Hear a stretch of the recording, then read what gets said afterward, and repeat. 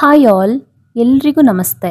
ಇವತ್ತೊಂದು crystal tassel earrings ಮಾಡ್ತಾ author Jeff Keller ಅವರ ಆಟಿಟ್ಯೂಡ್ ಈಸ್ ಎವ್ರಿಥಿಂಗ್, ಮನೋಭಾವವೇ ಎಲ್ಲವೂ ಪುಸ್ತಕದ ಸಮ್ಮರಿನ ಶೇರ್ ಮಾಡ್ತೀನಿ. ಇದೇನು ದೊಡ್ಡ ಫಿಲಾಸಫಿ ಬುಕ್ ಏನೂ ಅಲ್ಲ.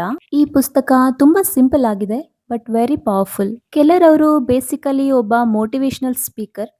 ಅವರ ಸಂದೇಶಗಳು ತುಂಬಾ ಕ್ಲಿಯರ್ ಆಗಿರುತ್ತೆ.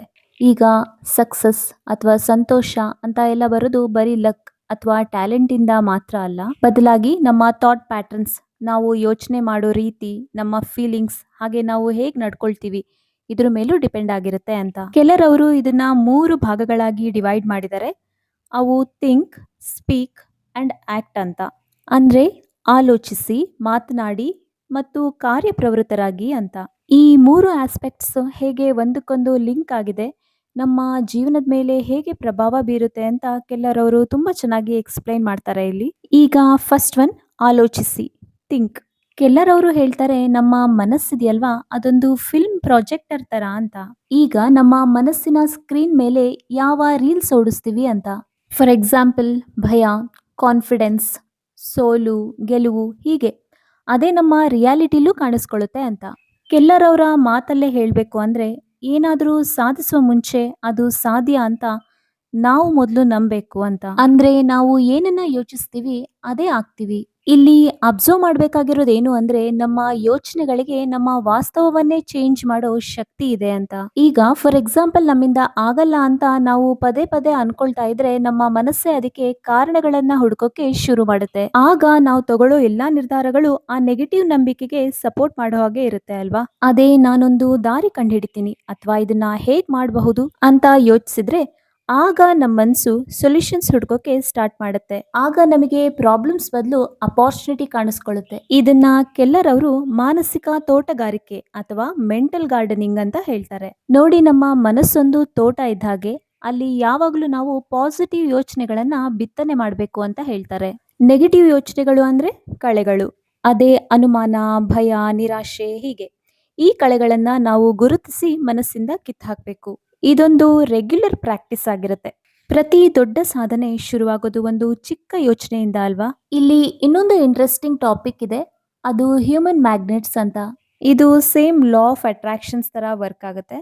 ಇಲ್ಲಿ ಯಾವ ಭಾವನೆಗಳನ್ನ ಫೀಲ್ ಮಾಡ್ಕೋತೀವೋ ಅದನ್ನೇ ನಮ್ಮ ಜೀವನಕ್ಕೆ ಅಟ್ರಾಕ್ಟ್ ಮಾಡ್ಕೋತೀವಿ ಅಥವಾ ಸೆಳಿತೀವಿ ಅಂತ. ಇದು ಬೋತ್ ಸ್ಪಿರಿಚುವಲಿ ಹಾಗೆ ಸೈಕಲಾಜಿಕಲಿ ಎರಡೂ ಕಡೆ ವರ್ಕ್ ಆಗುತ್ತೆ. ಈಗ ನೋಡಿ, ನಾವು ಯಶಸ್ಸು, ಕೃತಜ್ಞತೆ, ಸಾಧ್ಯತೆಗಳ ಬಗ್ಗೆ ಯೋಚನೆ ಮಾಡ್ತಾ ಕಾನ್ಫಿಡೆಂಟ್ ಆಗಿ ಇದ್ರೆ ನಮ್ಮ ಫೋಕಸ್ ಪಾಸಿಟಿವ್ ಅವಕಾಶಗಳ ಮೇಲೆ ಫೋಕಸ್ ಆಗಿರುತ್ತೆ. ಹಾಗೆ ಸದಾ ಕೊರತೆ, ಪ್ರಾಬ್ಲಮ್ಸ್, ಭಯದ ಬಗ್ಗೆ ನಾವು ಯೋಚಿಸ್ತಾ ಇದ್ರೆ ನಮ್ಮ ಗಮನ ಯಾವಾಗ್ಲೂ ನೆಗೆಟಿವಿಟಿ ಸೈಡೇ ಇರುತ್ತೆ ಅಲ್ವಾ. ಅಲ್ಲಿ ಅಪಾರ್ಚುನಿಟೀಸ್ಗಳಿಗಿಂತ ಅಡೆತಡೆಗಳೇ ಹೆಚ್ಚು ಕಾಣಿಸುತ್ತವೆ. ಇಲ್ಲಿ ಕೆಲರವರು ಹೇಳ್ತಾರೆ, ನಮ್ಮ ಮನೋಭಾವವೇ ನಮ್ಮ ಮನಸ್ಸಿನ ಬ್ರಷ್ ಇದ್ದ ಹಾಗೆ ಅಂತ. ಯಾವುದೇ ಪರಿಸ್ಥಿತಿಗೆ ನಾವು ಬಣ್ಣ ಬಳಿಬಹುದು, ಸುಂದರವಾಗಿ ಅಥವಾ ನೀರಸವಾಗಿ. ಸೇಮ್ ಅಗೇನ್, ಇಲ್ಲಿ ಹೊರಗಿನ ಪರಿಸ್ಥಿತಿಯನ್ನ ಬದಲಾಯಿಸೋಕೆ ಆಗದಿದ್ರೂ ನಮ್ಮ ಒಳಗಿನ ಆಟಿಟ್ಯೂಡ್ ಬದಲಾಯಿಸ್ಕೊಂಡ್ರೆ ನಮಗೆ ಅನುಭವವೇ ಬೇರೆ ಆಗುತ್ತೆ ಅಂತ. ಇದಕ್ಕೆ ಕೆಲರವರ ಸ್ವಂತ ಜೀವನವೇ ಉದಾಹರಣೆ ಆಗಿದೆ. ಅವರು ಬೇಸಿಕಲಿ ಲಾಯರ್ ಪ್ರೊಫೆಷನಲ್ ಇದ್ರು, ಆದರೆ ಅವರ ಕೆಲಸದಲ್ಲಿ ಅವರಿಗೆ ಖುಷಿ ಇರಲಿಲ್ವಂತೆ. ಅವರು ಒಂದಿನ ಡಿಸೈಡ್ ಮಾಡೇ ಬಿಟ್ರು, ತನ್ನ ಆಟಿಟ್ಯೂಡ್ ಚೇಂಜ್ ಮಾಡ್ಕೋಬೇಕು ಅಂತ. ಭಯ, ಬೇಜಾರಿನ ಬದಲು ತನಗೆ ನಿಜವಾಗ್ಲೂ ಏನ್ ಬೇಕು ಅಂದ್ರೆ ಜನರಿಗೆ ಸ್ಫೂರ್ತಿ ಕೊಡೋದು, ಬರೆಯೋದು, ಅದ್ರ ಮೇಲೆ ಫೋಕಸ್ ಮಾಡಿದ್ರು. ಆ ನಿರ್ಧಾರ ಖಂಡಿತ ಸುಲಭವಾಗಿರ್ಲಿಲ್ಲ, ಆದ್ರೆ ಆ ನಿರ್ಧಾರ, ಆ ಮನೋಭಾವದ ಬದಲಾವಣೆ ಅವರ ಆಕ್ಷನ್ಸ್ ನ ಬದಲಾಯಿಸಿತು. ಹೊಸ ಸ್ಕಿಲ್ಸ್ ಕಲ್ತ್ರು, ಅವಕಾಶಗಳನ್ನ ಹುಡುಕಿದ್ರು. ಕೆಲವೇ ವರ್ಷಗಳಲ್ಲಿ ಅವರ ಲಾಯರ್ ಪ್ರೊಫೆಷನ್ ಬಿಟ್ಟು successful motivational speaker and writer ಆದ್ರು. ಸೊ ಇಲ್ಲಿ ಲೆಸನ್ ಏನು ಅಂದ್ರೆ, ಅವರ ಜೀವನ ಬದಲಾಗಿದ್ದು ಹೊರಗಿನ ಸನ್ನಿವೇಶಗಳಿಂದ ಅಲ್ಲ, ಅವರ ಒಳಗಿನ ಆಟಿಟ್ಯೂಡ್ ಇಂದ. ಅವರೇ ಹೇಳೋ ಹಾಗೆ, ಜೀವನವನ್ನ ಒಂದೇ ರಾತ್ರಿ ಬದಲಾಯಿಸೋಕ್ಕಾಗಲ್ಲ, ಆದ್ರೆ ನಮ್ಮ ಡೈರೆಕ್ಷನ್ ಇದೆಯಲ್ವಾ, ಅದನ್ನ ಒಂದೇ ರಾತ್ರಿ ಬದಲಾಯಿಸ್ಬೋದು ಅಂತ. ಇವಿಷ್ಟು ಆಲೋಚಿಸಿ ಭಾಗದ ಸಾರ. ಇನ್ನು ನಮ್ಮ ಮನಸ್ಸು ಯುದ್ಧ ಭೂಮಿಯೂ ಹೌದು, ಫಲವತ್ತಾದ ಭೂಮಿಯೂ ಹೌದು. ನಾವು ಇಲ್ಲಿ ಏನ್ ಬೆಳೆಸ್ತೀವಿ ಅನ್ನೋದ್ರ ಮೇಲೆ ಡಿಪೆಂಡ್ ಆಗುತ್ತೆ. ಇನ್ನು 2ನೇ ಭಾಗ ನೋಡೋಣ, ಅದು ಮಾತನಾಡಿ ಅಥವಾ ಸ್ಪೀಕ್. ಇಲ್ಲಿ ಕೆಲ್ಲರ್ ಹೇಳ್ತಾರೆ, ನಮ್ಮ ಮಾತುಗಳು ಬರೀ ಕಮ್ಯುನಿಕೇಶನ್ ಟೂಲ್ಸ್ ಅಲ್ಲ ಅಂತ. ಅವು ನಮ್ಮ ನಂಬಿಕೆಗಳನ್ನ ಗಟ್ಟಿ ಮಾಡ್ತವೆ ಮತ್ತು ನಮ್ಮ ರಿಯಾಲಿಟಿಯನ್ನೇ ಶೇಪ್ ಮಾಡ್ತವೆ. ಅವ್ರು ಹೇಳ್ತಾರೆ, ನಾವು ಮಾತಾಡೋ ಮಾತುಗಳು ನಮ್ಮ ಆಟಿಟ್ಯೂಡ್ಗೆ ಒಂದು ಓಪನ್ ವಿಂಡೋ ಇದ್ದಾಗೆ. ಅಂದ್ರೆ ನಾವು ಹೇಗ್ ಮಾತಾಡ್ತೀವಿ ಅನ್ನೋದು ತುಂಬಾ ಇಂಪಾರ್ಟೆಂಟ್. ನಮ್ ಜೊತೆ ನಾವು ಹೇಗ್ ಮಾತಾಡ್ತೀವಿ, ಬೇರೆಯವ್ರ ಜೊತೆ ಹೇಗ್ ಮಾತಾಡ್ತೀವಿ ಎಲ್ಲವೂ. ಹೌದಲ್ವಾ? ನಾವು ಬಳಸೋ ಭಾಷೆ ನಮ್ಮ ಮನಸ್ಥಿತಿಯನ್ನ ತೋರಿಸುತ್ತೆ ಮತ್ತೆ ಅದನ್ನೇ ಗಟ್ಟಿ ಮಾಡುತ್ತೆ. ಅದಕ್ಕೆ ನಮಗೆ ಯಾರಾದ್ರೂ ಬೈದ್ರೆ, ಬೇಜಾರ್ ಮಾಡಿದ್ರೆ, ಕೆಟ್ಟ ಮಾತುಗಳನ್ನ ಆಡಿದ್ರೆ ನಾವು ಅವರಿಗೆ ದೇವ್ರತ್ರ ಒಳ್ಳೇದಾಗ್ಲಿ ಅಂತ ಬ್ಲೆಸ್ಸಿಂಗ್ ಕಳಿಸ್ಬೇಕಂತೆ. ಯಾಕಂದ್ರೆ ಯಾರ್ ಮನ್ಸಲ್ಲಿ ಪ್ರೀತಿ, ಕರುಣೆ, ಖುಷಿ ತುಂಬಿರುತ್ತೆ ಅವರು ಅದನ್ನೇ ಎಲ್ರಿಗೂ ಹಂಚ್ತಾರೆ.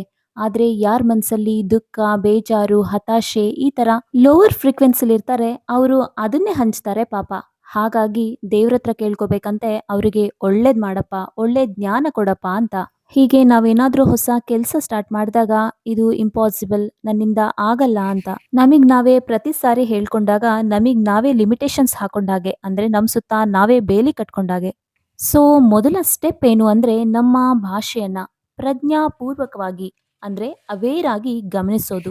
ಆಮೇಲೆ ಅದನ್ನ ಚೇಂಜ್ ಮಾಡ್ಕೊಳ್ಳೋದು. ಅದಕ್ಕೆ ಕೆಲ್ಲರ್ ಸಜೆಸ್ಟ್ ಮಾಡ್ತಾರೆ ನಾವ್ ಯಾವಾಗ್ಲೂ ಪಾಸಿಟಿವ್ ಎಂಪವರಿಂಗ್ ಭಾಷೆ ಬಳಸ್ಬೇಕು ಅಂತ.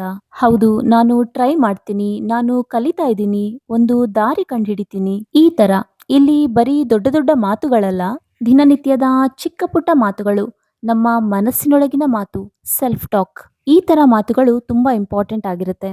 ಸಕ್ಸಸ್ಫುಲ್ ಪೀಪಲ್ ಯಾವಾಗ್ಲೂ ಬೇರೆ ತರನೇ ಮಾತಾಡ್ತಾರೆ. ಅವರು ದೂರ ಹೇಳೋದಕ್ಕಿಂತ ಜಾಸ್ತಿ ಸೊಲ್ಯೂಷನ್ಸ್ ಬಗ್ಗೆನೇ ಮಾತಾಡ್ತಾರೆ. ಅವರು ಸಮಸ್ಯೆಗಳ ಬದಲು ಗುರಿಗಳ ಬಗ್ಗೆ, ಭಯದ ಬದಲು ಕೃತಜ್ಞತೆ, ಗ್ರೋತ್ ಬಗ್ಗೆ ಮಾತಾಡ್ತಾರೆ. ಸರಿ, ಈ ಬುಕ್ಕಿನ ಸಮರಿನ ನಾನು ನೆಕ್ಸ್ಟ್ ವಿಡಿಯೋದಲ್ಲಿ ಕಂಟಿನ್ಯೂ ಮಾಡ್ತೀನಿ. ಸೊ ಫ್ರೆಂಡ್ಸ್, ನಾನು ಮಾಡಿರೋ ಬ್ರೈಡಲ್ ಟ್ಯಾಸಲ್ ಇಯರಿಂಗ್ಸ್ ಮತ್ತೆ ಈ ಬುಕ್ಕಿನ ಸಾರಾಂಶ ಹೇಗಿದೆ ಅಂತ ಕಾಮೆಂಟ್ ಮಾಡಿ. ಪ್ಲೀಸ್ ನನ್ನ ಚಾನೆಲ್ನ ಸಬ್ಸ್ಕ್ರೈಬ್ ಮಾಡಿ ಅಂಡ್ ಸಪೋರ್ಟ್ ಮಾಡಿ. ಆನಾಪಾನಸತಿ ಧ್ಯಾನದ ಬಗ್ಗೆ ಹೆಚ್ಚಿನ ಮಾಹಿತಿಗಾಗಿ PMC ಚಾನೆಲ್ ಸಬ್ಸ್ಕ್ರೈಬ್ ಮಾಡಿ. Thank you.